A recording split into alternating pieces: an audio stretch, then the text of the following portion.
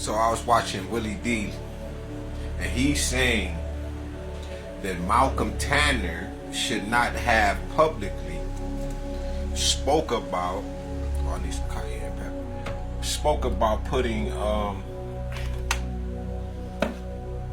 all-black town together, preferably in Texas. But the truth of the matter is, and you know Willie D, he's awesome.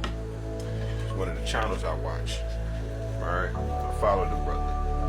And he's saying that it's we shouldn't publicize situations or these great events such as Malcolm Tanner launching a campaign to get 5,000 residents to go to the state of Texas to build an all melanated town, which is deep. Because a few years ago I saw a small town for about $70,000. $70,000, okay? And people blow that in the club on a regular, on some making it rain shit. Complete foolishness. But no, I have yet to see this type of campaign being established, and Malcolm Tanner has been doing it for a minute. Follow him on Facebook. Alright? Now, I'm with it. I'm definitely fucking with it. For one, you have to have the heart. Two, you have to have the resources. And like Willie D just said, right? Racism. But this is the thing. And shout out to my brother Guy Energy. Alright? I was a little pissed at him for a minute. But all of that was me going through my transformation. I still love that brother. We still speaking. You know, if I see him, you know, it's all good. But anyway, I gotta put that out there because that's one of my bros. There's pros and cons to racism.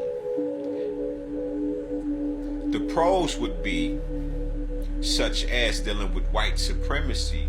It is different from dealing with black supremacy. White supremacy, the world knows it deals with globalization and them standing upon the backs, the necks, like their extermination campaigns and dealing with genocide, pesticides, all of these different sides, okay? And what I notice is the pros to it, just like anyone else. You got Greek town, you got Chinatown, you got you know, the Mexicans got their own little spot, they control everything, you know, but black people have not that. The pros of it is it's like keeping the dollar black, just like they keep their resources white. Alright, we can see that. And like he's saying, we don't need the public. Just do it. Well, if he would have done it that way, we would have seen something else happen. He would have been locked up for treason or something like that. They would have found some bullshit way. Like they're talking about right now. They're talking about sanitizing, right? Sanitizing. It's not sanitizing, something like that. But this is the thing, right? Like I was saying about Guy Energy. The thing about it, about the good racism, is it'll be keeping everything melanated. Because as soon as we take our spending power, rear it in a cyclical matter to the sense that it goes out but comes right back to us, that's a form of what we would consider to be good racism. Not bad, because it's about keeping the dollar black even though it's white people on the money. It's because at least it gets to turn back to us, it'll have the boomerang effect instead of just going out and never coming in. Because a lot of our money goes out to these corporations. When, you know, if you ever been to different cities and different states, and when you get to their news outlet, you'll say, damn, I don't see us. But when they do show us, it's an amplified and an echo chamber of disrespect and the cons of black people. There's never no pros. And that projection itself, we have seen it time and time again. So it wouldn't have been good for him to do it on the low.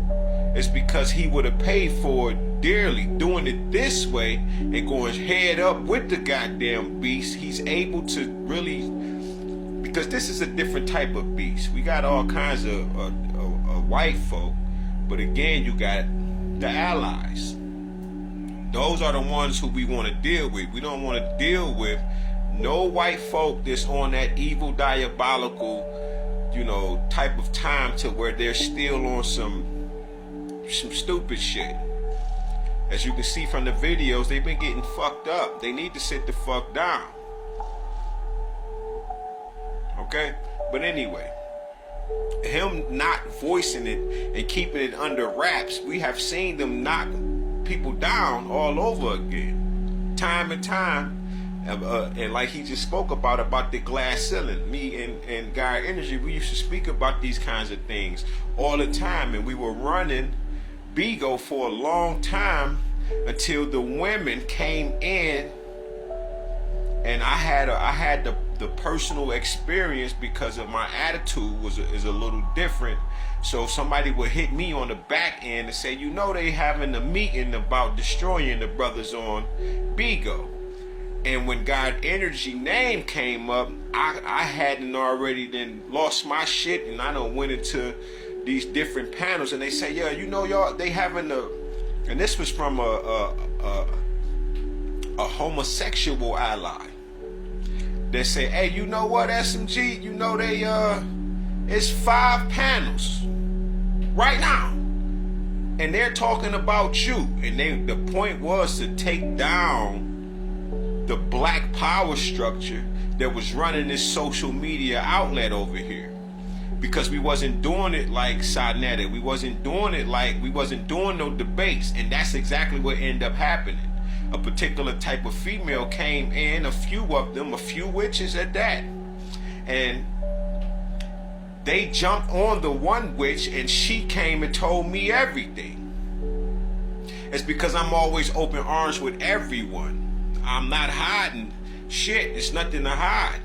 So when she broke down, she changed on me too. When they end up accepting her back, she still changed on me, and she started to just bunch of spell casting, bunch of backbiting, bunch of things like that. But my point is this: our biggest problem is not white people.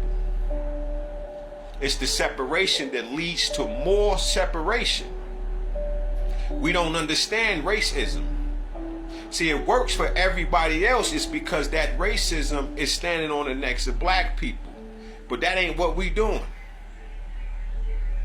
In the Malcolm Tanner sense, this would be in the sense of we just standing on business. We not discriminating against anyone, but this is for us, by us.